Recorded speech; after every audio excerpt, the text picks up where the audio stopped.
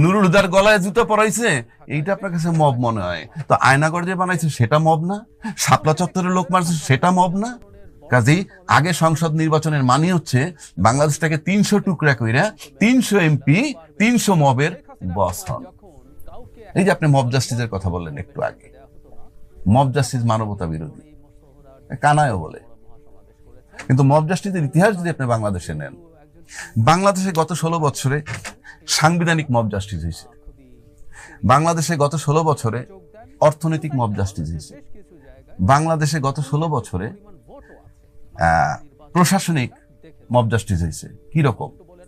সাংবিধানিক mob justice মানে কি?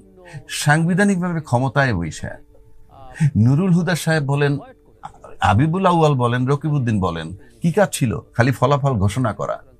আপনি ভোটাধিকার লঙ্ঘন করেছেন 18 কোটি লোকের, আপনার মন মতো আপনি ঘোষণা করছেন, এটা সাংবিধানিক মব। আপনাকে ক্ষমতা দিচ্ছে, সেটাকে আপনি এইভাবে এনজয় করছেন, মানে জনগণকে বাইরে রেখে। তার মানে কি? আপনার ইচ্ছা, এই যে যার যার ইচ্ছা মতো যা কিছু করাটাই হলো মব। তাহলে এটাকে বলে সাংবিধানিক মব। আসেন অর্থনৈতিক মব। এসালামের দিকে তাকায় দেখেন, আপনার আত্মীয় স্বজনরা এসালামরে রক্ষা করতেছে। এখন তারা ইসলামী ব্যাংকে লুট করছে, আবুল বারাকাত জনতা ব্যাংকে লুট করছে, আব্দুল্লাহ বাচ্চু বেসিক ব্যাংকে লুট করছে, সোনালী ব্যাংক শেষ, সব যে শেয়ার বাজার কেলেঙ্কারি, এইগুলাকে বলে অর্থনৈতিক মব। কেউ তাদের লোন টাচ করতে পারে নাই, এখনো না, এখনো পারতেছে না। কে 5,000 টাকা 50,000 টাকা ব্যাংকে নিয়ে দেয় নাই, তারে দাবড়ায়, আর এখনো তারা বহাল তুলিতেছে। এটা এক ধরনের মব।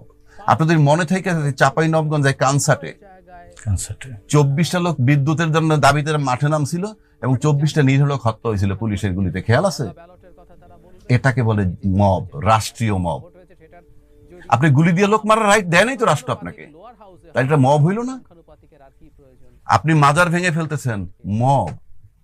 নুরুল হুদার গলায় জুতো পরাইছে, এইটা আপনার কাছে মব মনে হয়? তো আয়নাগর যে বানাইছে সেটা মব না? শাপলা চত্বরে লোক মারছে সেটা মব না? বিনা বিচারে হত্যা করছেন, গুম করছেন, সেটা মব না? তো বাংলাদেশের রাষ্ট্রীয়ভাবে সাংবিধানিক-ভাবে মব হয়ে আসতেছে। সুতরাং রাষ্ট্রীয় মব বন্ধ না হইলে এই মব বন্ধ হবে না। আপনি তো রাষ্ট্রীয়ভাবে মব অ্যালাউ করতেছেন, বিচারিত হয় মবের। কই এখন তো আপনি হাসিনার বিচার করতে যাইতেছেন, তো প্রসিডিউর লয়ার কই, এটা পাওয়া যাচ্ছে না, ওটা অত কিছু, কত খুদ দেখতেছেন। আর নুরুল হুদারে যারা জুতা মারছে আমি সমর্থন করি না, আমি বিবেকবান লোক হিসেবে সমর্থন করি না, কিন্তু তারা তো গ্রেপ্তার হয়ে গেছে। তো এই পুলিশ জানতো না নুরুল হুদা কি করছে, এই প্রশাসন জানতো না হাবিবুল কি করছে, এই প্রশাসন জানতো না রকিবউদ্দিন কি করছে। তাহলে বিএনপির 10-11 মাস পরে মামলা করার পর তারপরে ধরলো না, কারণ লেভেল প্লেইং ফিল্ড যে বানানো হয় নাই তার সহায়ক ছিল প্রশাসনের লোক। সবই তো মাসতুত ভাই। এখন একটা পরিস্থিতি ঘোলাটে হয়েছে, আপনি ধরতেছেন, এ ধরলে কি হবে?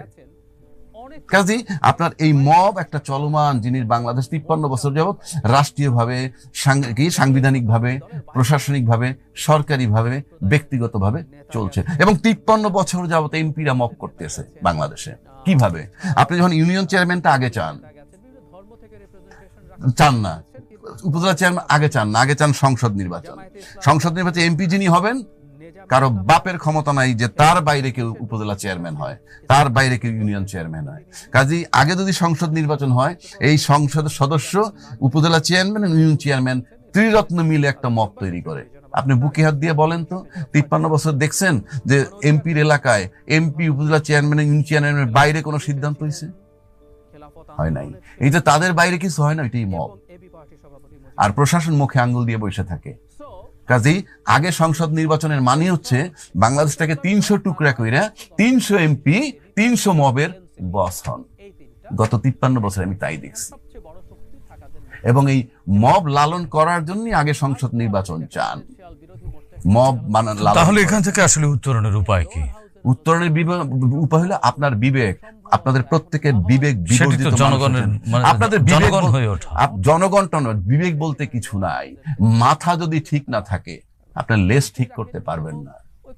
কারো বিবেক বলতে আমার কাছে কিছু মনে হয় না। কারণ আমি বলি, আপনি যদি গণতন্ত্রে বিশ্বাসী হন, আপনি এরকম পত্রিকায় পান না অমুক জায়গায় এনসিপি রে অমুকেরা পিটাইছে এবং হাততালি দিয়ে গর্ব করে বলে অমুকদের জন্য ওই এনসিপির লোক কেউ দাঁড়াতে পারবে না। আপনি তো গণতন্ত্রে বিশ্বাসী না, আপনি তাকে মারবেন কেন?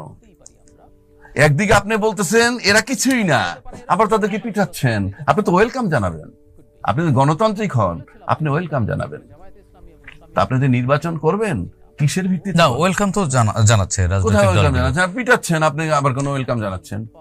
আবার বলতেছে তারা টাকা খাইতেছে। অতীত 53 বছরে যারা আছেন তাদের টাকাটা কোথায়?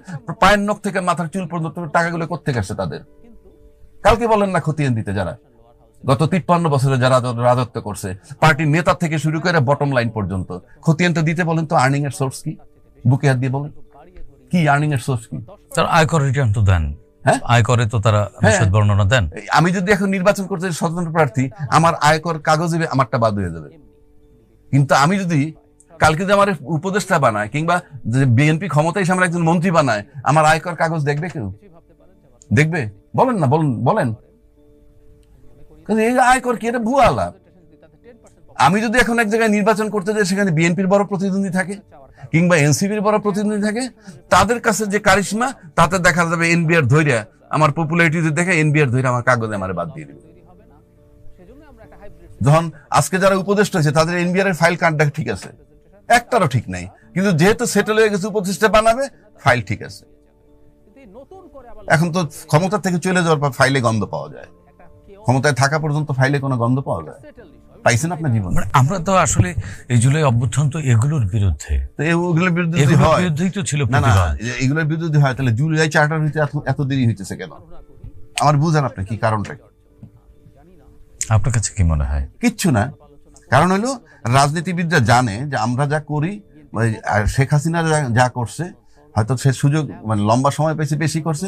অন্য যারা আসবে তাদের খাইছে তো একই, সে যে দলেরই আসুক, খাইছে তো একই জিনিস করবে। যদি একই জিনিস করব, তাহলে আমি যদি তাদেরকে সেফ করে রাখি, ভবিষ্যতে আমিও সেফ হবো। হিসাব সিদ্ধ। তাহলে রাজনীতির নয়া বন্দোবস্তটা কি? নয়া বন্দোবস্ত কি বলতে আলটিমেটলি কিছু নাই। এখন নয়া বন্দোবস্ত একটাই চলতেছে, নির্বাচন চাওয়া মানে ইউনুসকে তাড়ানো। ইউনুসকে তাড়াইলে অনেক কিছু ঠিক হয়ে যাবে। আমি কোনো এক চ্যানেলে বলছিলাম, ইউনুস সাহেবের সবাই কালকে রাজ্যিক হিসেবে বসান, দেখবেন প্রশাসন মাঠে নেমে কাজ করতেছে পরিষ্কার। কেন কাজ করতেছে? কারণ আমার রুমে যারা ঢুকবে তারা আমার ধমকে আসবে, এটা করেন না, ওইটা করেন না, পারবেন না। আর ইউনুস এগুলো বদারই করে না, এবং ইউনুস এটা বলার সাহসই পায় না। আমলা আবার টপেরে বলে কেমনি? আপনি এখন বিবেকবান যদি লোক হন, তাহলে আপনি জুলাই চার্টার হইতে অসুবিধা কি? আজকে যারা বড় স্টেক হোল্ডার, তারা বলতে তাদের বহু লোক মারা গেছে, তাদের বহু লোক গুম হইছে, সেই বিচার আপনি করতে পারবেন? বাধা কোথায়? না না, আপনি ক্ষমতা এসে করতে পারবেন। আর আপনি ক্ষমতা এসে করতেই পারেন মনে করেন, তাহলে তো এর কোঅপারেট করা উচিত ছিল। এখন যদি বলেন কোঅপারেশন কি, সেই কোঅপারেশন বলছিলাম, আগেও বলছি কিন্তু আমি জানি না আপনাদের এখানে। সেই কোঅপারেশন কি? ওই কয়দিন আগে কথা হচ্ছে ইসরায়েল আর ইরান যুদ্ধ হইতেছে, ঠিক আছে?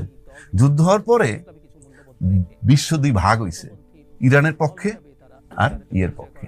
আপনারা জানেন ইসরায়েলের পক্ষে আমেরিকা হেডেড, আমেরিকা, জার্মান টার্মান ইত্যাদি করে আসছে, আর ইরানের পক্ষে চায়না রাশিয়া করতে করতে ভারত পর্যন্ত আসছে। কিন্তু ইসরায়েলের পক্ষে ইরানে অ্যাটাক করছে কে? আমেরিকা।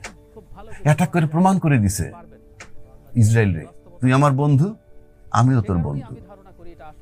এরপরে চায়না রাশিয়ার কেউ কি হামলা করছে কোথাও ইরানের পক্ষে? করে নাই। তো আমাদের বন্ধু হইল এরকম যে সমস্ত রাজনৈতিক দলগুলো আজকে যারা ইউনূস সাহেবকে সমর্থন করতেছে বলে ক্লেম করে, আমি ব্যক্তিগতভাবে বলতেছি করে না, আর তারা ক্লেম করে, তারা যে করে না তার প্রমাণ হইল তারা 12 বছর যাবত কিন্তু আওয়ামী সরকারের বিরোধিতা করছে। নাকি মিথ্যা? তো যার 12 বছর ধরে বিরোধিতা করছে সে 15 বছরের ক্ষমতায় ছিল, আর যারে বিরোধিতা সহযোগিতা করতেছে ইউনূস সাহেব রে, সে 11 মাসে তালমাতাল। এটা কোন পদের সহযোগিতা? এটা দিয়ে আপনি বুঝে নেন সহযোগিতা কাকে বলে এবং কি।